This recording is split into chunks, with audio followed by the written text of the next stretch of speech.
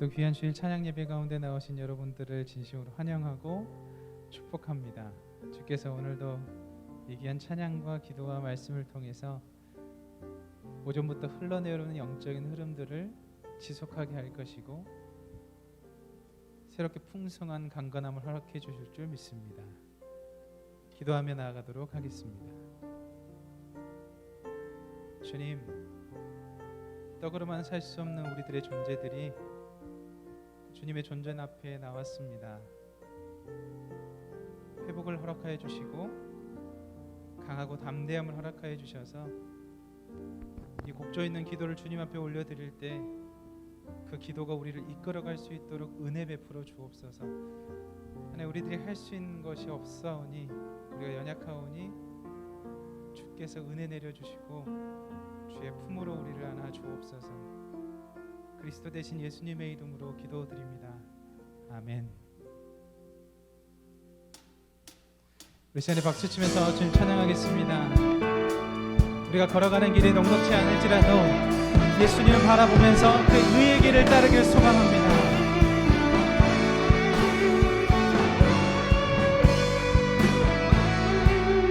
옳은 길 따르라 의의 길, 세계 만민의 의의 길, 이 길 따라서 살 길을 온 세계에 전하세.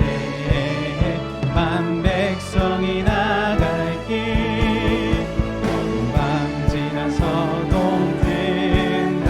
만한 기뻐하라 저 빛, 주 예수의 나라 이 땅에 곧 오겠네 오겠네.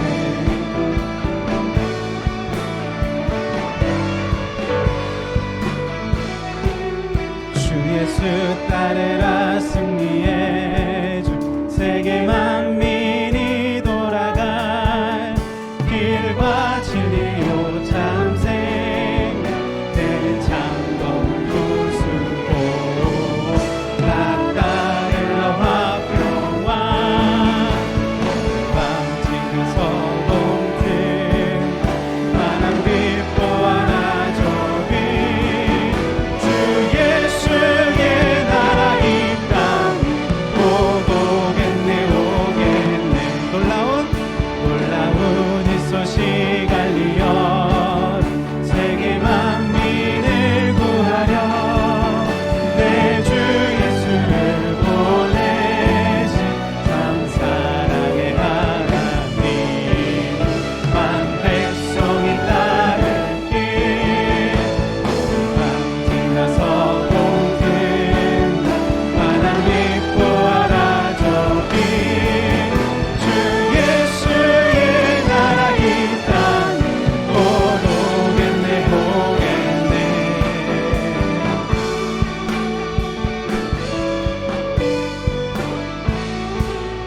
고난 길에 치고 찾아온 많은 백성을 구한 길, 모두 나와서 믿어라. 온 세상이 마침내 이 진리에 살겠네. 밤 지나서 동튼 환한 기뻐하라 저 빛, 주 예수의 나라 이 땅에 곧 오겠네 오겠네.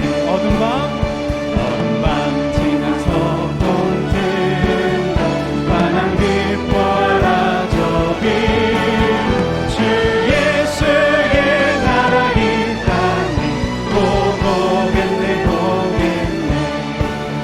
주 예수의 나라 이 땅에 곧 오겠네 오겠네.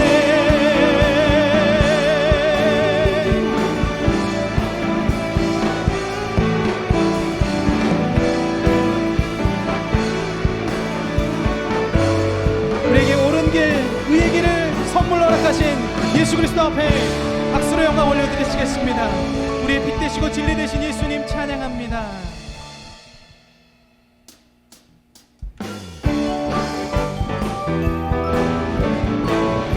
예수님의 이름을 높이길 소망합니다. 예수 그리스도의 이름이 온 땅 가운데 퍼져갑니다. 예수 이름이 온 땅에 퍼져가네.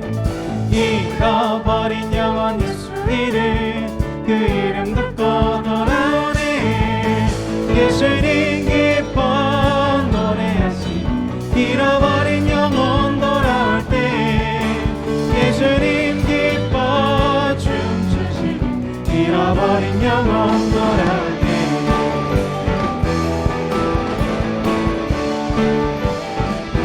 예수 이름이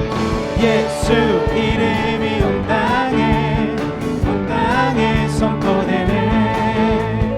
하나님의 나라 열방 중에 임하시네.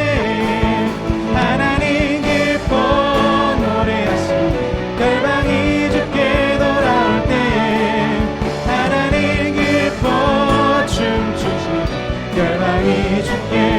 예수 이름이 온 땅에, 예수 이름이 온 땅에 퍼져가네. 잃어버린 영혼 예수 이름, 그 이름 듣고 돌아오네. 하나님 기뻐 노래하시, 열방이 주께 돌아올 때. 하나님 기뻐 춤추시, 열방이 주께. 하나님 기뻐서, 하나님 기뻐 노래하시, 열방이 주께 돌아올 때. 하나님 기뻐 춤추시, 열방이 주께 돌아올 때. 예수 이름이 온 땅에 퍼져가네. 잃어버린 영혼 예수 이름, 그 이름 듣고 돌아오네. 하나님 기뻐 노래하시, 열방이 주께 노래할 때. 하나님 기뻐 춤추시, 열방이 주께 노래. 하나님 기뻐 노래하시, 열방이 주께 노래할 때. 하나님 기뻐 춤추시, 열방이. 우리 다시 한번 고백합니다. 하나님 기뻐 노래하시리. 하나님 기뻐 춤추시, 열방이 주께. 우리 마지막으로 하나님 기뻐 노래하시리, 열방이 주께 돌아올 때. 춤추시, 열방이 주께 돌아올 때. 열방이 주께 돌아올 때. 열방이 주께 돌아올 때.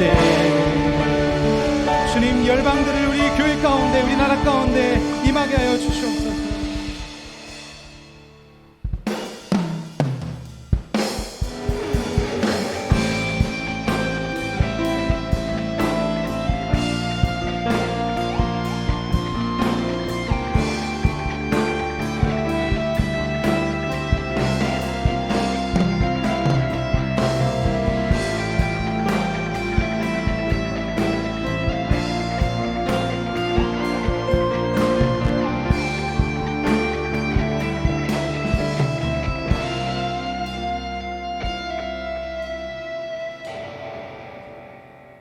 저 높은 곳을 향하여 날마다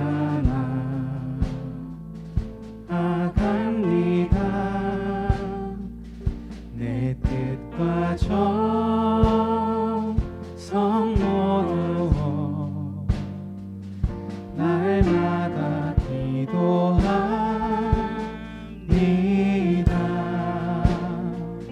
괴로움과 죄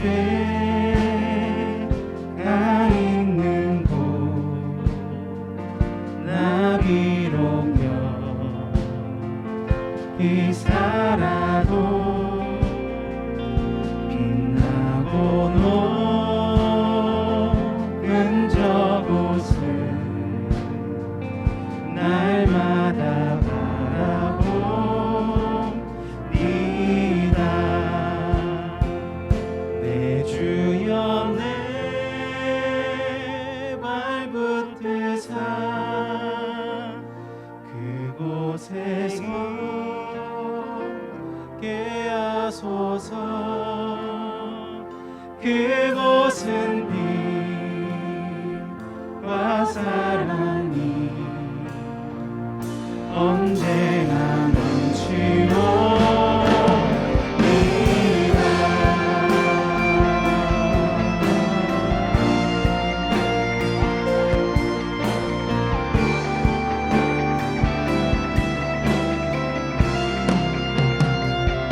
의심의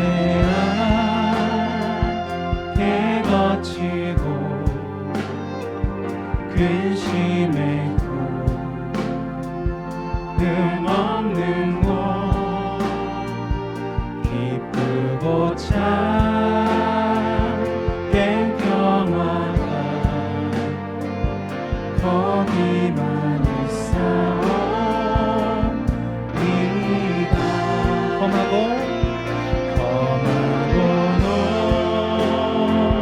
높은 길을 싸우며 나아갑니다. 다시금 뒤돌아오니 내 주여 인도하소서.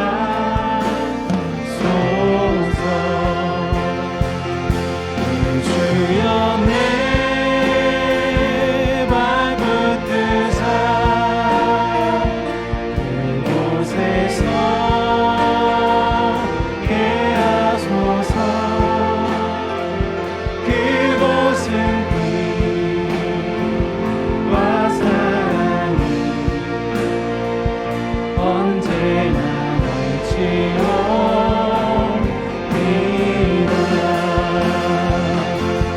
주여 내 맘 붙드사 그곳에서 깨하소서. 그곳은 빛과 사랑이 언제나 넘치오리라.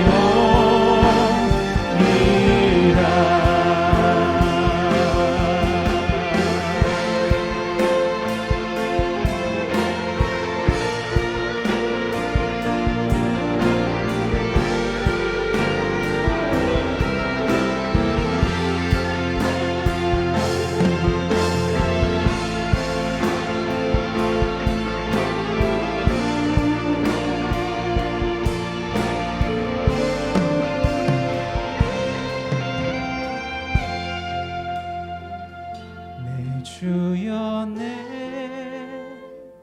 발 붙드사 그곳에서 깨하소서.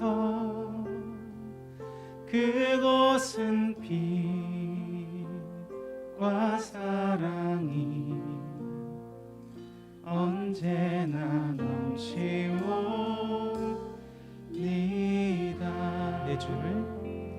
내 주를 따라 올라가 저 높은 곳에 우뚝 서 영원한 복락 누리며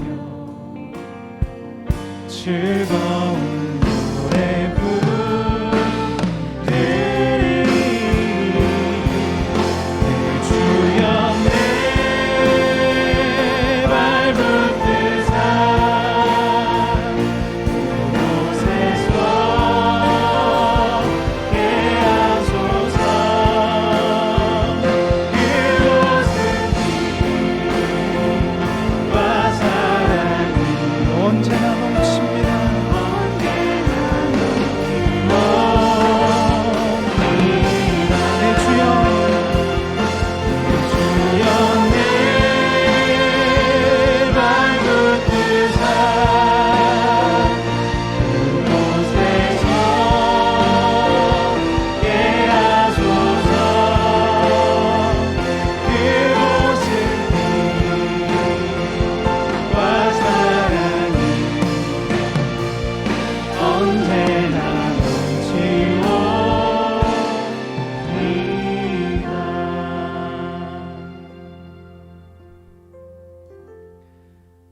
이제 함께 부를 찬양은 요게벳의 노래라는 찬양인데요. 우리 교회에서 처음 부르는 찬양이라서 잠깐 배워보는 시간을 앞에 가지려고 하는데요. 이 스토리는 모세의 어머니께서 모세를 보낼 때 심정으로 쓰여진 곡입니다. 한번 배워보는 시간을 갖도록 하겠습니다. 악보가 준비되어 있거든요. 그래서 악보 보시면서 어찌나 은혜가 되든지 같이 나누고 싶은 찬양이어서 준비를 했습니다.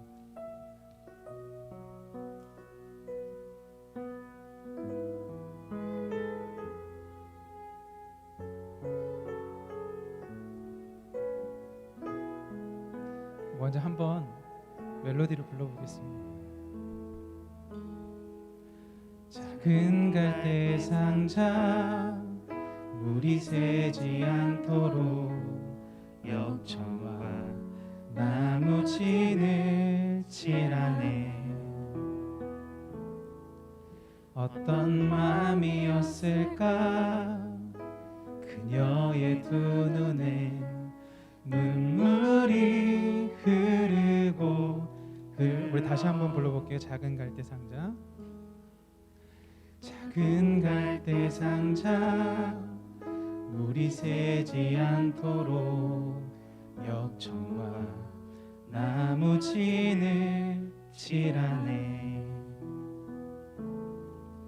어떤 마음이었을까 그녀의 두 눈에 눈물이 흐르고 흘러. 비슷한 패턴으로 다음 구절 넘어갑니다. 동그란 눈으로 엄마를 보고 있는 아이와 입을 맞추고 상자를 덮고 강가에 띄우며 간절히 기도했겠지. 우리 동그란 눈으로부터 다시 해볼까요? 동그란 눈, 그 아이의 그 동그란 눈으로 엄마를 보고 있는 아이와 입을 맞추고 상자를 덮고 강가에 띄우며 간절히 기도했겠지. 이제 후렴구가 넘어가겠습니다. 정처 없이 강물에 흔들흔들 흘러내려가는 그 상자를 보며 눈을 감아도 보이는 아이와 눈을 맞추며 주저앉아 눈물. 우리 후렴구 다시 해보겠습니다. 정처 없이 강물에 흔들 흘러내려가는 그 상자를 보며 눈을 감아도 보이는 아이와 눈을 맞추며 주저앉아 눈물을 흘렸겠지. 너의 삶의 참 주인 너의 참 부모이신 하나님 그 손에 너의 삶을 맡긴다.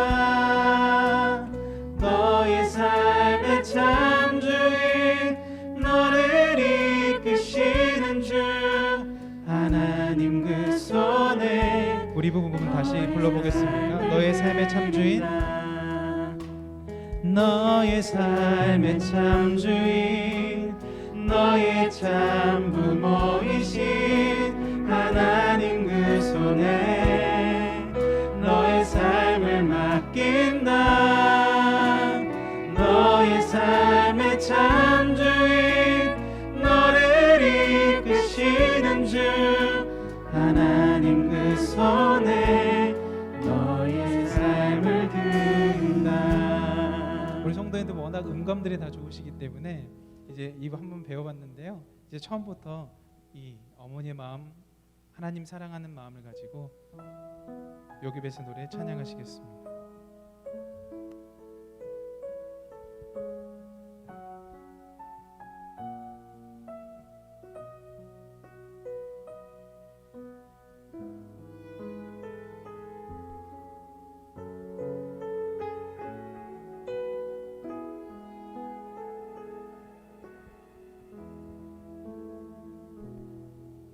작은 갈대 상자 물이 새지 않도록 역청과 나무 진을 칠하네.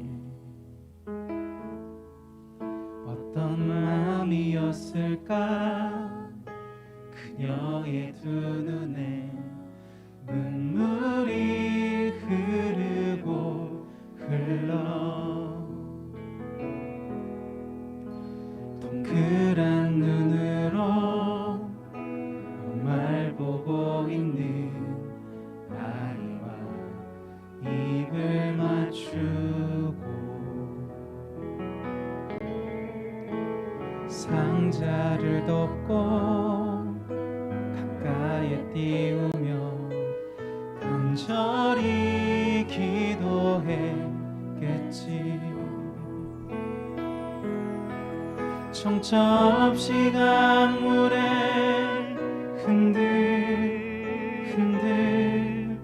흘러내려가는 그 상자를 보며 눈을 감아도 보이는 아이와 눈을 맞추며 주저앉아 눈물을 흘렸겠지. 너의 삶의 참 주인, 너의 참 부모이신 하나님 그 손에 너의 삶을 맡긴다.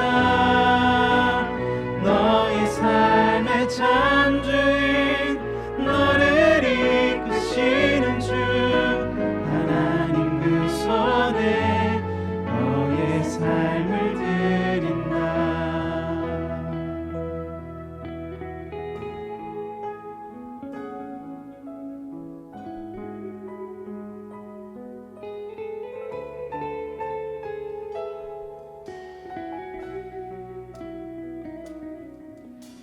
어떤 마음이었을까 그녀의 두 눈에 눈물이 흐르고 흘러 정처 없이 강물에 흔들흔들 흘러내려가는 그 상자를 보며 눈을 감아도 보이는 아이와 눈을 맞추며 주저앉아 눈물을 흘렸겠지. 너의 삶의 참 주인, 너의 참 부모이신 하나님 그 손에 너의 삶을 맡긴다. 삶의 참 주인, 너를 이끄시는 주 하나님 그 손에 너의 삶을 드린다. 그가 널 구원하시니 그가 널 이끄시리라. 그가 널 사용하시니 그가 너를 인도하시니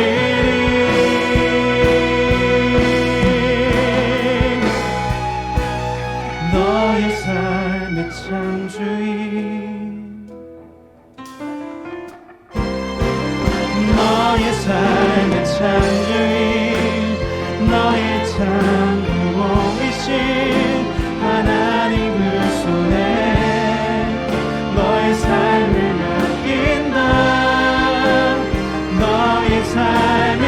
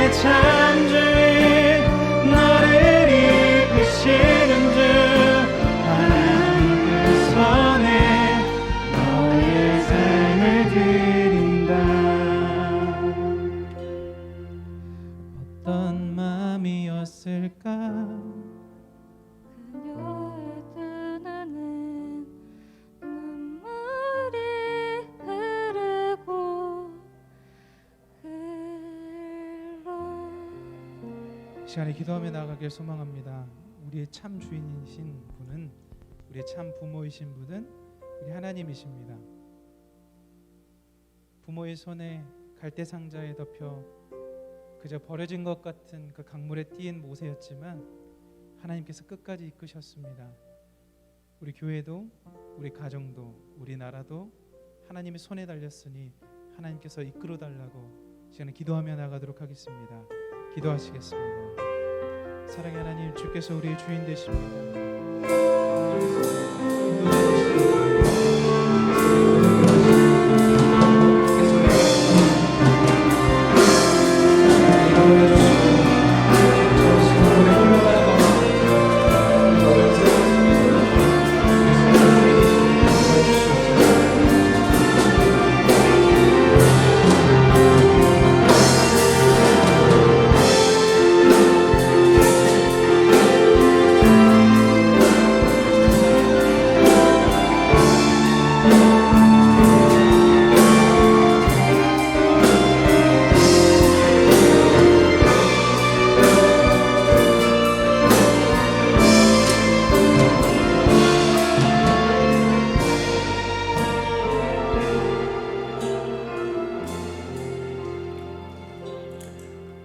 우리의 참 부모이신 하나님, 우리를 인도하여 주시고 우리가 온전히 주님을 신뢰하며 좁은 길, 의의 길을 나아갈 때 주님 그 광명한 빛으로 우리를 인도하여 주옵소서. 때론 그 길이 너무 좁아 힘들고 낭망할 때가 있지만 사망의 음침한 골짜기를 다닐지라도 해를 두려워하지 않게 하시고 선한 목자 되신 주님만 바라보며 이 길 걷게 하여 주옵소서. 그리스도 되신 예수님의 이름으로 기도드립니다. 아멘. 오늘 하나님께서 우리들에게 허락하신 말씀은 룻기 2장 8절로부터 16절까지의 말씀입니다.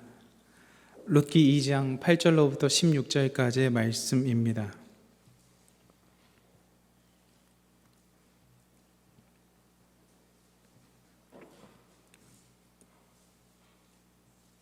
룻기 2장 8절로부터 16절까지의 말씀을 저 한 절, 여러분 한 절 교독하시고 마지막 절은 합독하겠습니다. 보아스가 룻에게 이르되 내 딸아 들으라. 이삭을 주우러 다른 밭으로 가지 말며 여기서 떠나지 말고 나의 소녀들과 함께 있으라.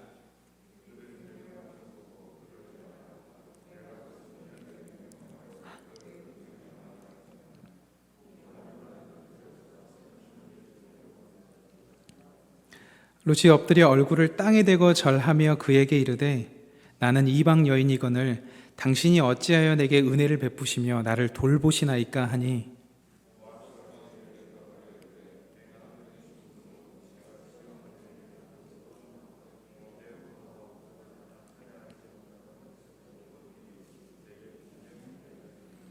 여호와께서 내가 행한 일에 보답하시기를 원하며 이스라엘의 하나님 여호와께서 그의 날개 아래에 보호를 받으러 온 내게 온전한 상 주시기를 원하노라 하는지라.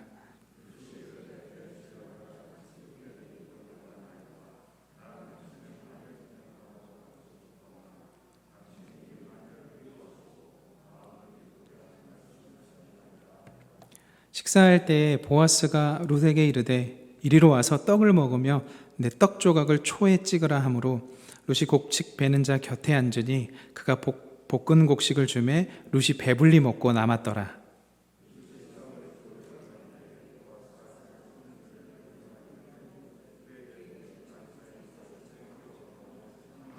함께 읽겠습니다. 또 그를 위하여 곡식 다발에서 조금씩 뽑아버려서 그에게 줍게 하고 꾸짖지 말라 하니라. 아멘. 오늘도 이곳에 모인 이들과 웹상으로 함께 하시는 모든 성도님에게 하나님으로부터 나오는 자비와 은혜와 평강이 있기를 간절히 소망합니다.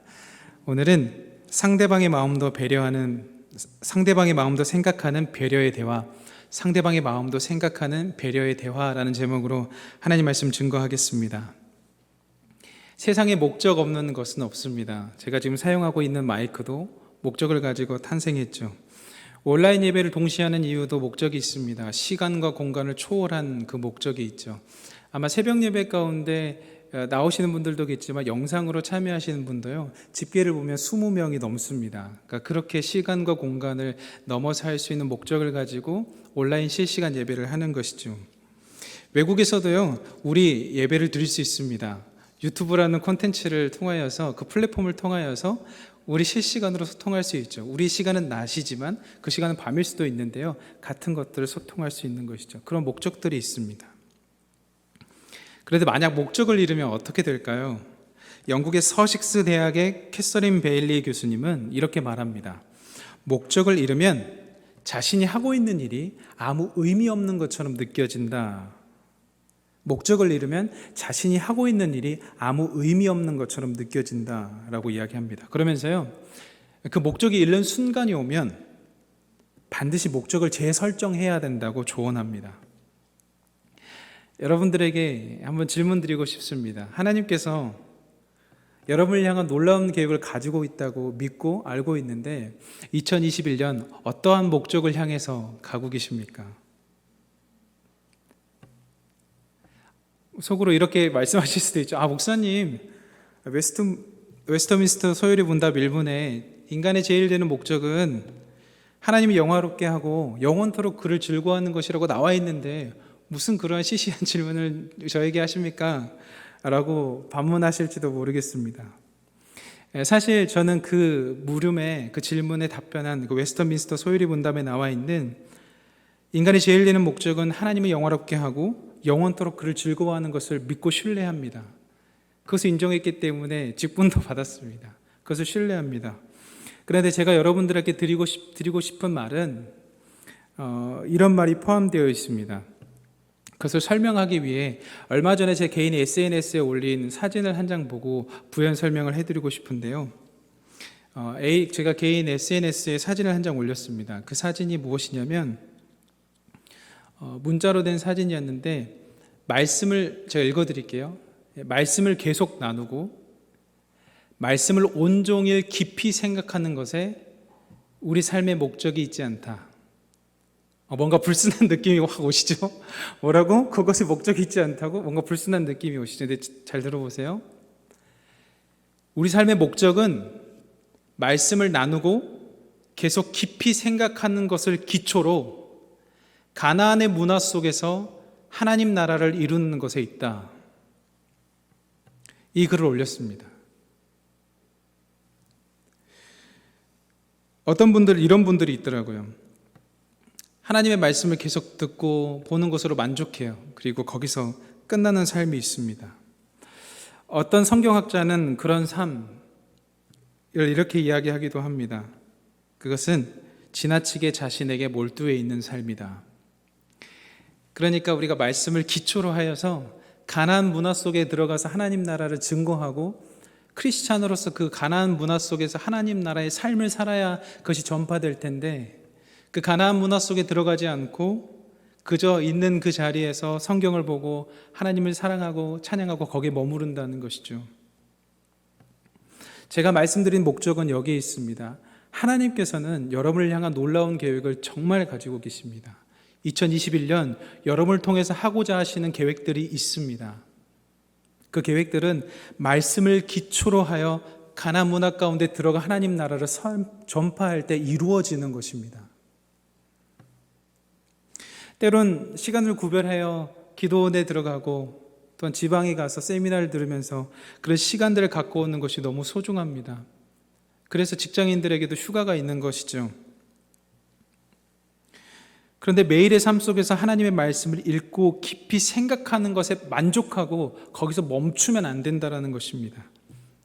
그 말씀을 실천하기 위해서 소박하지만 한 걸음 나아가야 된다는 것이죠. 예수님께서 마태복음 6장 33절에 너희는 먼저 그의 나라와 그의 의를 구하라고 말씀하셨습니다. 2021년 첫 주일에 담임 목사님께서 하나님께서는 우리를 향한 기대가 있으신데 그 기대는 하나님 나라와 의를 이루는 것이라고 말씀해 주셨습니다. 그리고 그것을 풀어서 말씀해 주셨는데 인간의 것들이 사라지고 하나님의 뜻을 이루어지는 것, 인간의 탐욕이 내려가지고 하나님의 의가 이루어지는 것이 바로 그것이다라고 설명해 주셨습니다. 정말 안타까운 것은 우리가 말씀을 계속 나누고 말씀을 깊이 있게 생각하는 것만으로 인간의 것들이 사라지지 않는 것입니다. 우리가 말씀을 계속 나누고 말씀을 계속 깊이 생각하는 것만으로도 인간의 탐욕이 사라지지 않는다는 것입니다. 하나님께서 주신 살아있고 활력 있는 그 말씀이 우리 안에 살아 역동적으로 움직이고 그 말씀을 가지고 가나안 문화 속에 가서 하나님의 가치를 이룰 때에야 그의 나라와 그의 의가 전해지는 것입니다. 그래서 일터에서의 영성이 굉장히 중요합니다. 가정에서의 영성이 굉장히 중요한 이유가 바로 그곳에 있죠. 일터에서의 영성이 중요한 이유가 바로 우리가 교회의 바운더리 안에서는 정말 어떻게 보면 조금 편하게 말씀을 들을 수 있고 그 가치대로 살 수 있지만 우리가 처하는 그 일터는 다르거든요. 우리가 처한 가족이나 또 믿지 않는 가족들을 대해야 될 때면 그것은 굉장히 다른 문제가 됩니다. 그러므로 우리가 그 말씀에 기초로 하여 그 문화 속으로 들어가서 하나님 나라와 의를 전파해야 되는 것이죠. 그것이 진짜 탁월한 영성입니다. 그런데 그것은 우리가 스스로 노력해서 얻을 수 있는 것이 아닙니다. 그것은 우리 안으로부터 시작된 것이 아니라 우리 밖으로부터 들어와야 되는 것입니다. 그것은 우리의 지식과 우리의 경험으로 이루는 것이 아니라 예수 그리스도의 사랑으로부터 들어와야 되고 성령의 인도하심으로 들어와야 되는 것입니다. 오늘의 본문은 보아스와 룻이 대화하는 장면입니다. 이 보아스와 룻의 대화가 어찌나 달콤하든지 달달한 로맨스를 보는 것과 같습니다. 왜냐하면요, 이 보아스가 룻을 대하는 언어를 살펴보면 봄 햇살처럼 굉장히 따뜻하거든요. 보아스의 말투에서 룻을 배려하는 그 마음을 느낄 수가 있습니다. 사실 룻과 보아스는 보리를 거두는 들판에서 처음 만났거든요. 보아스는 나이가 좀 있는 그 지방의 유지였습니다. 그리고 룻은 젊은 나이에 홀로 된 이방 여인 과부였죠. 사실 유지와 과부, 그것도 이방 여인이 만날 수 있다? 이것은 흔한 일은 아닙니다. 그럼에도 불구하고 우연 넘어 섭리를 이끄시는 주님께서 그들을 만나게 하셨죠. 보아스는 룻을 만났을 때 좀 지나친 거 아닌가라고 할 정도로 친절하게 해주었습니다. 보아스는 먼저요, 룻에게 자기 밭에서 일을 하라고 제안합니다. 다른 곳에 가서 이삭을 줍지 말고 내 밭에서 이삭을 주우시오. 그리고 자기가 데리고 있는 소년들과 함께 있으라고 권면합니다. 당시 상황 속으로 잠깐 들어가 보면요, 당시 부한자들은 이삭을 안 주었습니다.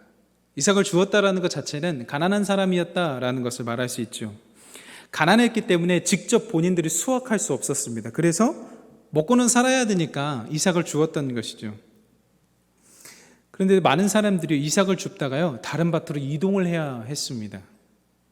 크게 세 가지 경우가 이삭을 줍다가 이동하는 경우인데, 첫 번째는 더 이상 거둘 수 있는 이삭이 없을 때, 주위를 둘러봐도 내가 거둘 수 있는 이삭이 없을 때 그 밭을 이동했고요. 두 번째로는 밭 주인이나 밭에 일하는 일꾼들이 부당하게 할 때, 못 줍게 할 때, 여기서 줍지 마, 너희 밭 아니잖아, 가, 이렇게 쫓아낼 때 그때 못 주었습니다. 그리고 세 번째는 수확하는 이들, 자기처럼 같이 이삭을 줍는 이들이 있고, 그리고 또 수확을 거두는 사람들이 따로 있었거든요.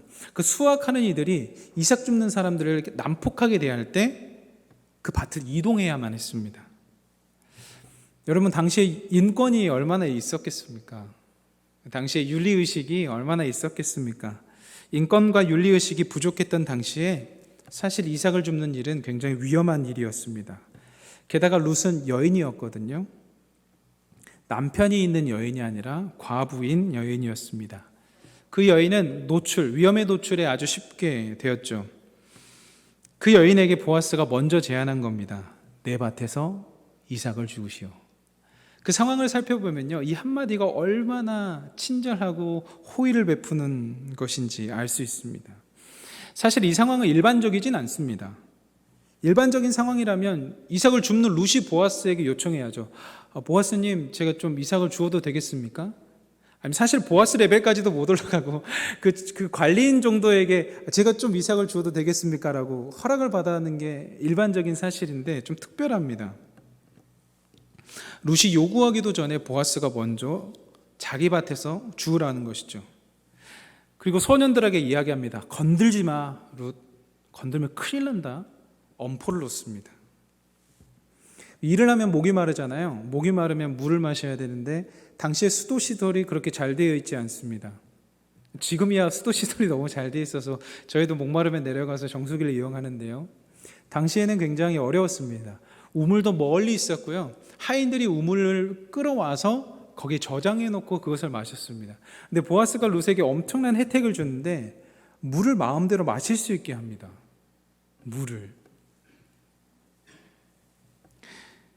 룻기 2장 8절로부터 9절까지를 제가 읽겠습니다. 보아스가 룻에게 이르되 내 따라 들으라. 이삭을 주우러 다른 밭으로 가지 말며 여기서 떠나지 말고 나의 소녀들과 함께 있으라. 그들이 베는 밭을 보고 그들을 따르다. 내가 그 소년들에게 명령하여 너를 건드리지 말라 하였느니라. 목이 마르거든 그릇에 가서 소년들이 길러온 것을 마실지니라 하는지라. 보아스는 룻에게 이렇게 자비를 베푼 이유가 무엇일까요? 보아스는 도대체 왜 룻에게 이런 자비를 베풀었을까요? 아마 보아스는 룻기 2장 5절로부터 6절까지 기록된 것처럼 사환을 통해서 룻이 나오미의 가족이었다라는 것을 미리 알았던 것 같습니다. 룻기 2장 5절로부터 6절에 이렇게 기록되어 있습니다. 보아스가 베는 자들을 거느린 사환에게 이르되 이는 누구의 소녀냐 하니 베는 자를 거느린 사환이 대답하여 이르되 이는 나오미와 함께 모압 지방에서 돌아온 모압 소녀인데. 보아스는 룻에 대해서도 알았고 나오미에 대해서도 알았습니다. 그리고 이 소식을 듣는 순간 보아스의 머릿속에 스쳐 지나가는 것은 기업 물을 자의 의무였습니다. 아마 그래서 그런지 그 룻에게, 처음 본 룻에게 그렇게 하나님의 자비를 베풀었던 것 같습니다. 제가 이 단락을 곰곰이 묵상하는데요, 이런 생각이 떠올랐습니다. 보아스가 한 것은 보아스 입장에서 특별한 게 아니구나. 보아스가 실천한 자비를 찬찬히 들여다보니까요, 보아스 입장에서는 그렇게 어려운 것이 아니었구나라는 것을 깨달았습니다. 여러분, 보아스는 이미 밭을 가지고 있었거든요. 자기 밭. 그 밭에서 일하라고 했습니다. 그리고 자기가 거느리고 있는 소년들이 있었거든요. 그 소년들에게 말합니다. 건드리지 말라고. 그리고 자기 집에 물이 있었거든요. 이미 자기 집에 있는 물을 먹으라고, 마시라고 말합니다. 보아스가 룻의 입장에서는 엄청난 혜택이었겠지만 보아스의 입장에서 보면 정말 평범한 거였구나라는 것을 깨달았습니다. 하나님께서 특별한 자비를 베풀려고 하시는 게 아니라 혹시 내가 가지고 있는, 이미 내가 하나님께 받은 것들을 평범한 거지만 나누라고 하는 건 아닐까라는 생각이 들었습니다. 제가 신대원 입시생 때요, 자주 이용하는 식당이 있었습니다. 그 이름은 광나루 식당이라는 곳인데요, 장신대 올라가는 좁은 골목에 있는 식당입니다. 이 식당이 음식보다는 서비스가 진짜 맛있습니다. 이 사장님의 서비스는 진짜 맛있습니다. 입시 시절에 제가 학생증도 없고 뭐 가진 게 없잖아요. 입시생들 그렇거든요. 그러면 도서관에 들어갈 때요, 기다립니다. 이렇게. 그러면 재학생이 띡 하고 들어가거든요. 그럼 그때 들어가야 됩니다. 그때 들어가요. 그때 못 놓치면 또 재학생이 올 때까지 기다려야 됩니다. 그리고 이제 공부를 하고 있다가 재학생이 오잖아요. 들어올 때 당시에는 이렇게 좌석을 지정하면 그 프린트아웃돼서 나오거든요. 그럼 그거 들고 가서 그 자리에 앉는데 우리는 입시생이니까 그걸 못해요. 그래서 앉아서 공부를 하고 있으면 이 재학생이 이렇게 합니다. 그러면 네, 알겠습니다 하고 자리를 이동해야 되는 상황이에요. 그러니까 사실은 서비스를 받는 입장은 아니었죠. 왜냐하면 사실 눈칫밥을 먹어야 되는 상황이니까. 근데 이 사장님이 너무 서비스가 좋다 보니까 저희가 매일 그 식당을 갔거든요. 1일 1주문 시대잖아요. 4명이서 가면 3개를 시켰습니다. 그때 입시생 돈이 없었기 때문에 3개를 시켰습니다. 그러면 사실은 주인들이 안 좋아해요. 그 건너편에 행복한 식당이라고 있는데 거기는 꼭 일일 1주문을 해야 되거든요. 근데 사실 음식의 깔끔함과 맛은 거기가 더 맛있는데 저희는 여기만 갔습니다. 왜냐하면 4명이 갔는데 3개만 시켜도 되니까. 근데 이 사장님이 인심이 얼마나 좋았던지 밥을 늘 한 그릇 더 주십니다. 그리고 양을 넉넉하게 해주십니다. 그래서 늘 거기를 갔습니다. 때로는 계란 후라이도 해주시고요. 손님이 없을 때 계란 후라이도 해주시고 특식도 해주셨습니다. 정말 힘들고 조금은 서러운 눈칫밥을 먹어야 되는, 그래서 화장실 가는 것도 참고, 왜냐하면 화장실 나가면 또 원래 기다려야 되거든요. 언제 올지 모르는 마냥 기다려야 되는 그 처량한 신세일 때 그 사장님의 인심은 정말 큰 위로가 되었습니다. 말씀으로 돌아와서요, 룻의 입장에서 이 보아스의 자기가 할 수 있는 범위 내에서의 배려는 아마 큰 위로가 되었던 것 같습니다. 그래서 오늘 본문 10절에 이렇게 이야기합니다. 룻이 엎드려 얼굴을 땅에 대고 절하며 그에게 이르되 나는 이방 여인이거늘 당신이 어찌하여 내게 은혜를 베푸시며 나를 돌보시나이까 하니. 그러니까 그 질문에 보아스가 3가지로 대답하는데요, 오늘 본문 11절과 12절입니다.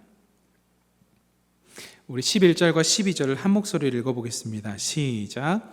보아스가 그에게 대답하여 이르되 내 남편이 죽은 후로 내가 시어머니에게 행한 모든 것과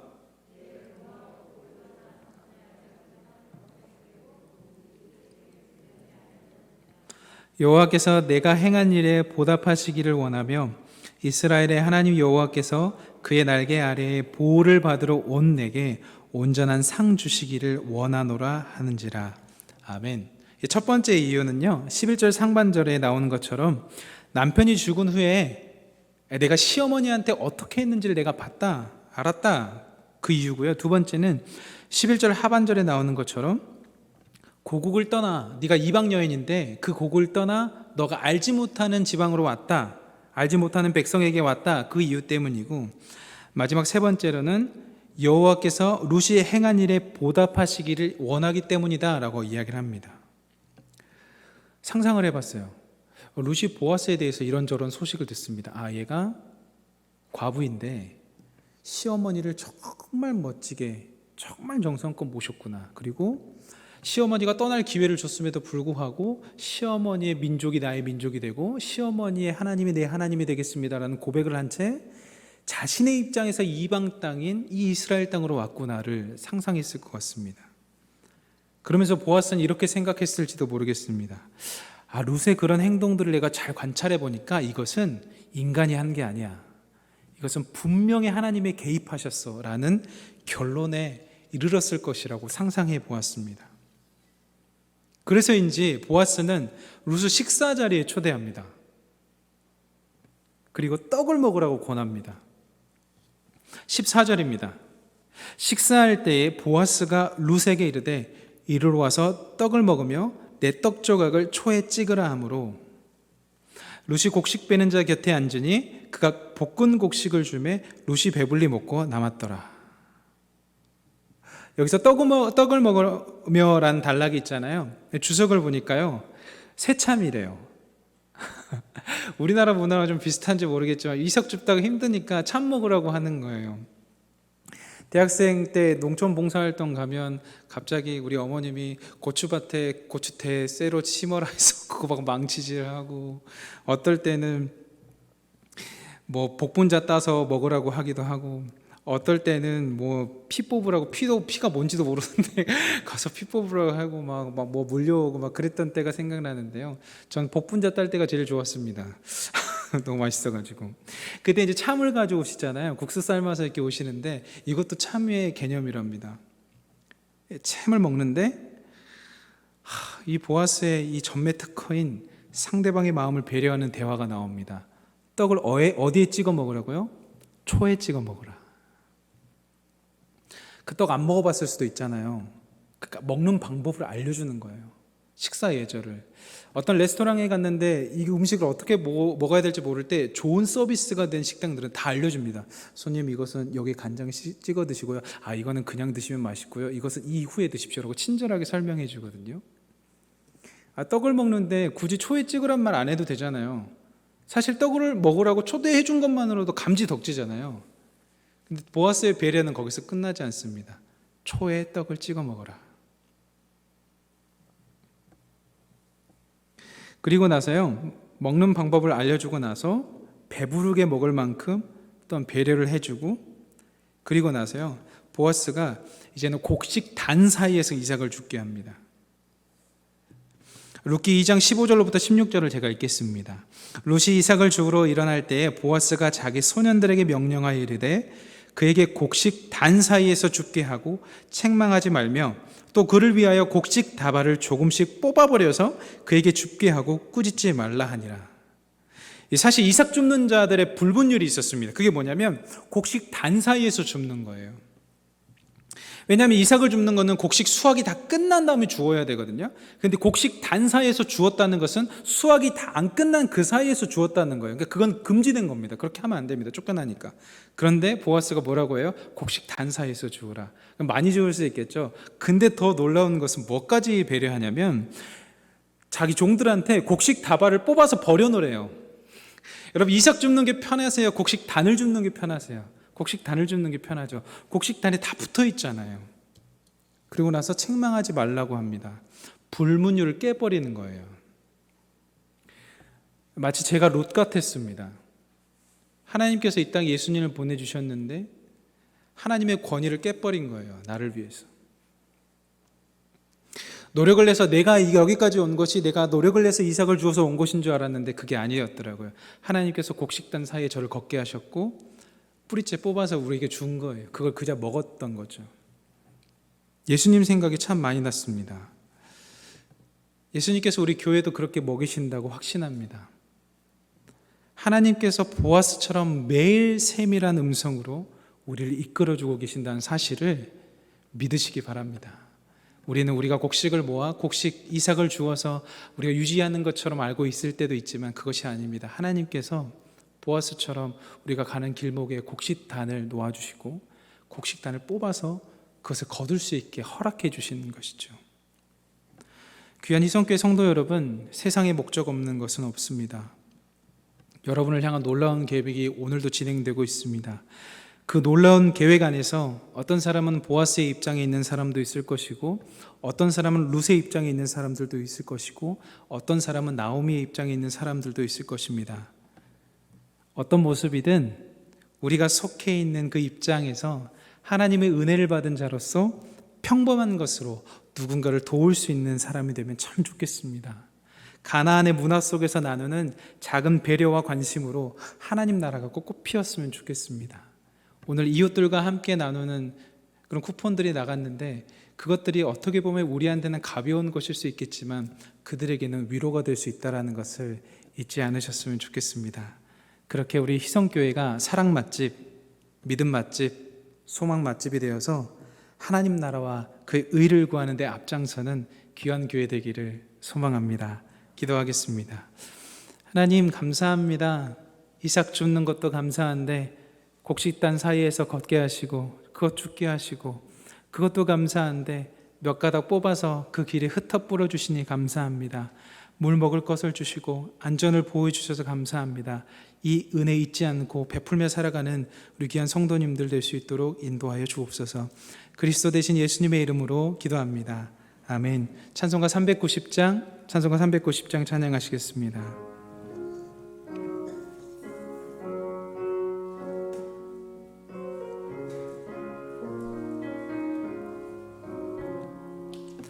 예수가 거느리시니 즐겁고 평안하구나.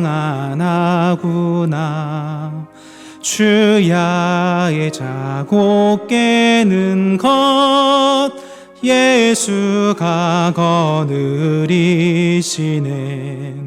주 날 항상 돌보시고 날 친히 거느리시네. 주 날 항상 돌보시고 날 친히 거느리시네. 때때로 괴로움 당하면 때때로 기쁨 누리네. 풍파 중에 지키시고 평안히 인도하시네. 주 날 항상 돌보시고 날 친히 거느리시네. 주 날 항상 돌보시고 날 친히 거느리시네.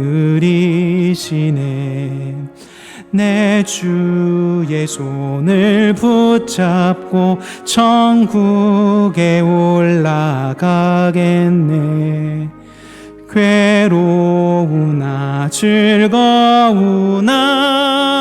예수가 거느리시네.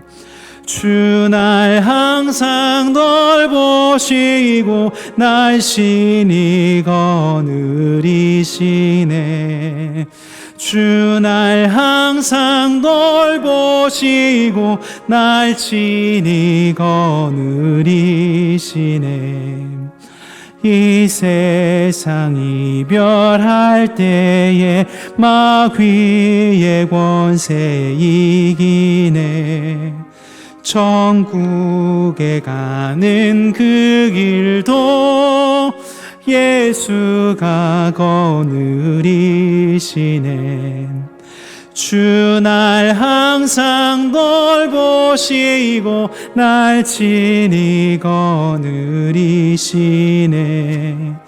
주 날 항상 돌보시고 날 친히 거느리시네.